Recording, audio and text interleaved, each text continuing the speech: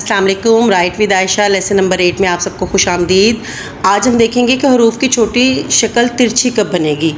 Gym, meme और हे से पहले तिरछी बनावट बनेगी बे, नून और ये की। और ये देखिए, इस वक्त मैं वो अल्फाज लिख रही हूँ जिनमें बे और उसका ख़ानदान जीम और उसके ख़ानदान से मिलकर लफ्ज़ बना रहा है और इनकी बनावट शुरू में तिरछी बन रही है बे और उसके ख़ानदान की।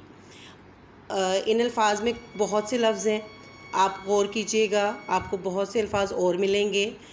बे और उसका ख़ानदान जब जीम और उसके ख़ानदान से मिलेगा, जब बे और उसका ख़ानदान मीम से मिलकर कोई लफ्ज़ बनाएगा, या बे और उसका ख़ानदान जब हे से मिलकर कोई लफ्ज़ बनाएगा, तो इनकी बनावट तिरछी बनेगी।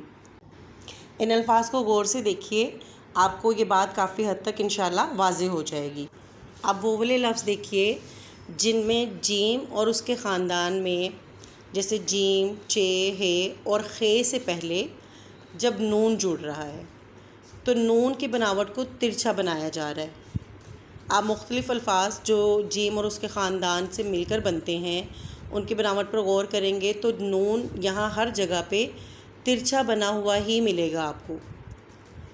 इसी तरह मीम से पहले आप देखेंगे अगर नून को जुड़ा हुआ, जैसे नम, ज़रा नम हो, उस तरह देखिए कि नून जब मीम से मिल रहा है तो नून की बनावट तिरछी है। इसी तरह गोल हे से पहले भी नून तिरछा बन रहा है।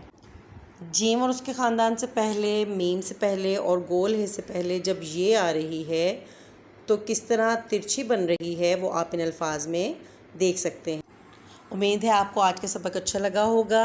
मज़ीद अल्फाज भी मैं यहाँ तस्वीरें लगा रही हूँ ताकि इनसे और इनके बनावट के बारे में हमें अंदाज़ा हो सके।